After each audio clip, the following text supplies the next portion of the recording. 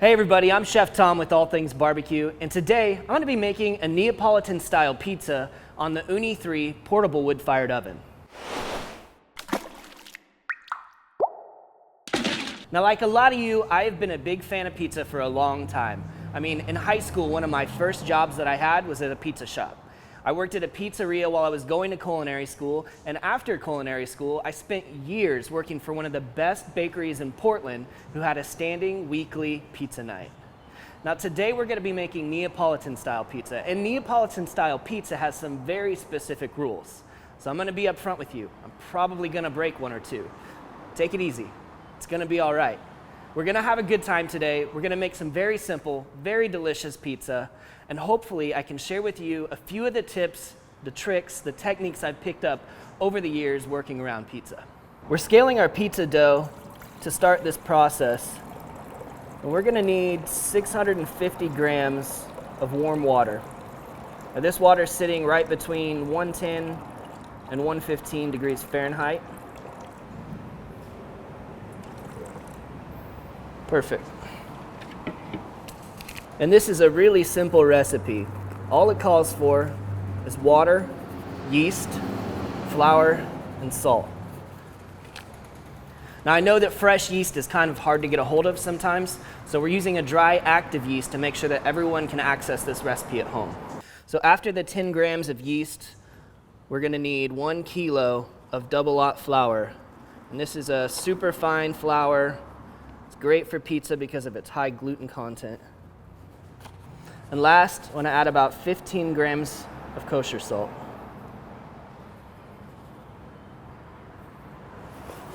All right, we're going to place this on the stand mixer with the hook attachment and get this going on medium-low speed.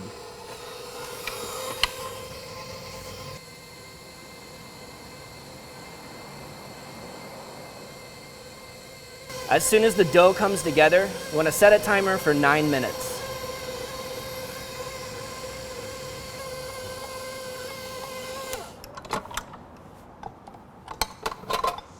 All right, from here we're going to transfer this to a greased bowl. You can make this a little bit easier on yourself by wetting your hands first.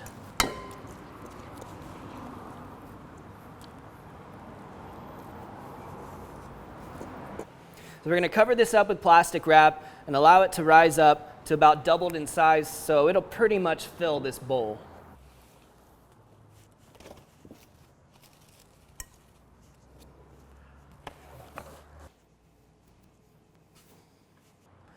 But this dough's been rising for a couple of hours now, and you can see we've filled this bowl up. At this point, we want to get it out of the bowl and divide it up into the individual dough balls.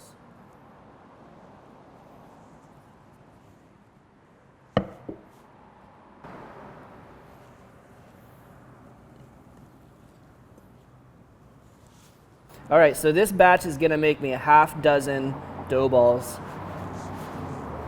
So I'm going to divide this in half, and then each of these into thirds.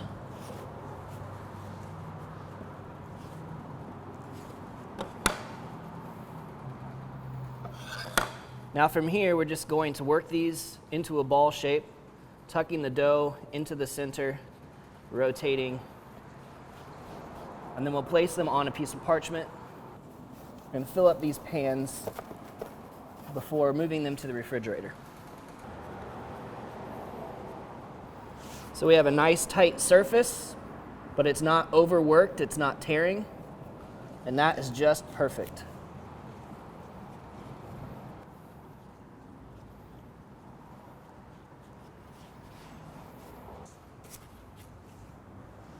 And I'm just going to cover these with some plastic wrap. It's got the pan spray on it so that we don't form too much of a crust on the outside. And we'll place these in the fridge to rest for at least half an hour before stretching. While those dough balls are resting and before we stretch them out, I want to put together a really simple red pizza sauce. So it all starts with San Marzano tomatoes.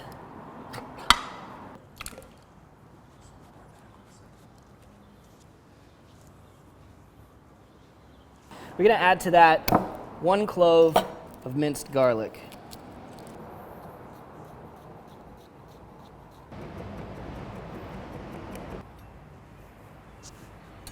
And last, just a touch of kosher salt. And then we're going to mash this up by hand. Now, these are whole tomatoes that we're just breaking down into nice small pieces. Now, if you want this to be a little bit thicker sauce, you can strain off some of the liquid so that it kind of reduces down. But this is going to be a raw sauce. It'll go on the pizza just like this. For cheese, we're going to use a fresh mozzarella. Traditionally, that's a mozzarella campagna or a buffalo mozzarella. You just want to make sure you're using a fresh mozzarella and certainly not something that comes in a bag and is already shredded up. We're going to slice these nice and thin, and we'll tear them up to put them on the pizzas. Like I said, we're cooking today on the Ooni 3S portable wood-fired oven, and we just recently shot a product roundup on it. If you guys are interested in how this thing comes together and how it works, go check it out. We'll put a link down in the description. But basically all we need to do to get this thing started is get our firebox loaded up with pellets and get it lit with a torch.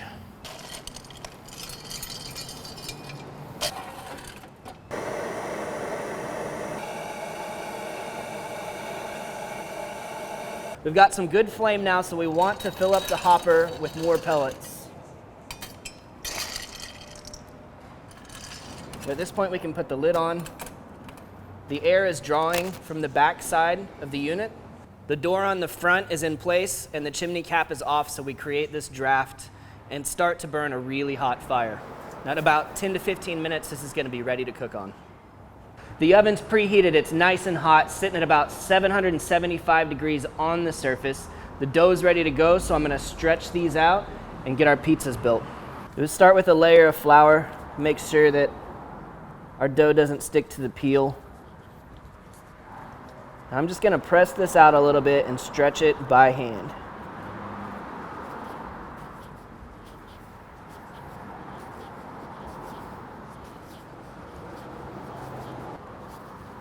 This dough feels fantastic. It's exactly where it needs to be. We're not gonna go too large on this. We'll leave a little thicker around the edges. Make sure it's gonna move. Nice. So we'll get some sauce down. We're going pretty light. Generally speaking, we're not gonna go heavy on the toppings on a pizza like this. So this pizza margherita style of the Neapolitan pizza is going to have some red sauce, as well as some mozzarella and a little bit of basil, and that's it. It's really simple. Now the debate is, do we put the basil on when we cook the pizza or do we wait until after? I've had it both ways and I think it tastes great both ways, but it looks just beautiful when you wait until after. So we're gonna put some basil on this after it comes out. And one last touch, just a drizzle of olive oil.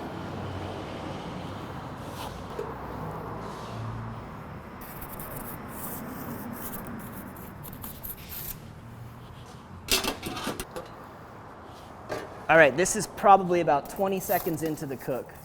We're just gonna rotate this a little bit so we don't get too dark on the back. And back in there. Beautiful color around the outside.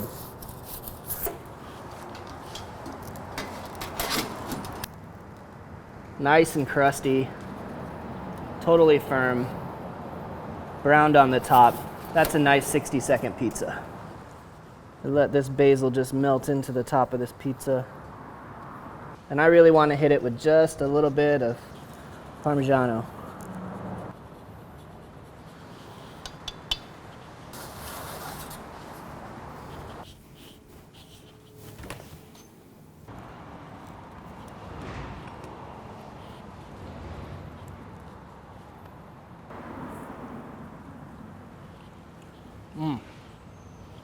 Wood-fired flavor to the max. I mean, that sincerely tastes like a wood-fired pizza. And it's crispy on the bottom, still a little doughy around the edges. The flavors are simple, but they're sincere and they're delicious.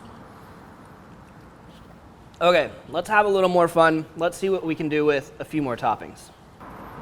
So again, as we stretch this, we're gonna create a border so it's a little thicker around the edges, and then stretch it nice and thin in the center.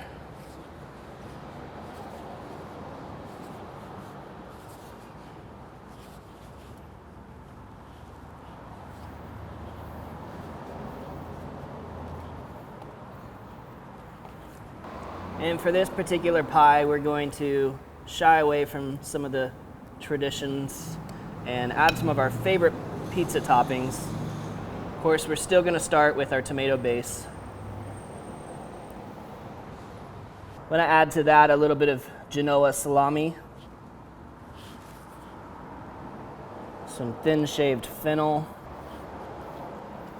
some nice thin red peppers. And just make sure that you're not overloading the pie, and anything you add to it needs to be sliced nice and thin, because we're going to be cooking this pie in probably about 90 seconds.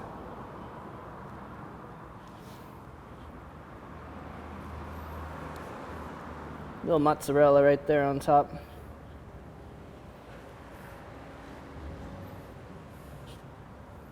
And that's good to go.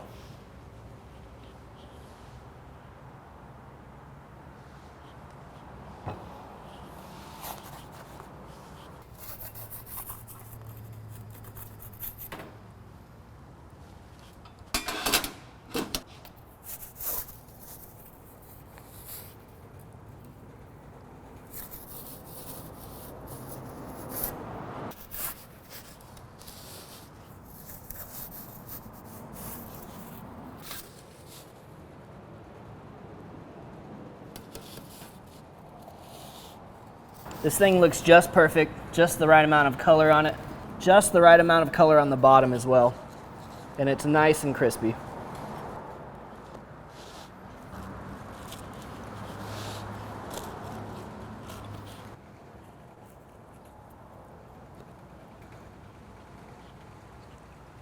It doesn't get much better than that. I definitely think you guys probably want to stay in tonight. Forget about delivery. It's probably time to cook your own pizza at home. Hey, thanks so much for watching. If you enjoyed the video, hold up, wait. We should do one more. I think we should do one more for the barbecue lovers, because you guys have made this channel what it is. And I've got a pork butt I smoked yesterday, leftover, just dying to end up on a pizza. Let's do one more. All right, I'm gonna start off just the same as the other ones.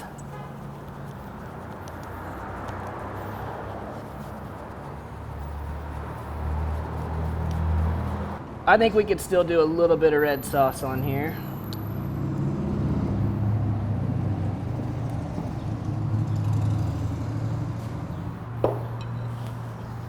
And of course, we've got to have our pork butt. Look at that beautiful bark sitting on the outside of there. Spice it up with some onions, a little bit of red bell. Gotta have that mozzarella. And of course, a little bit of barbecue sauce.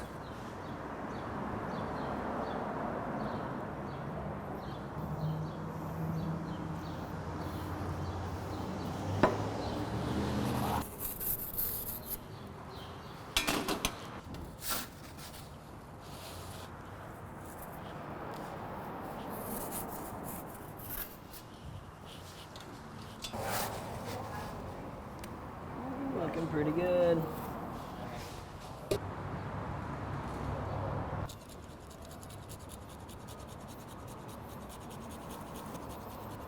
Parmesan melting onto the top of that pizza is a beautiful thing.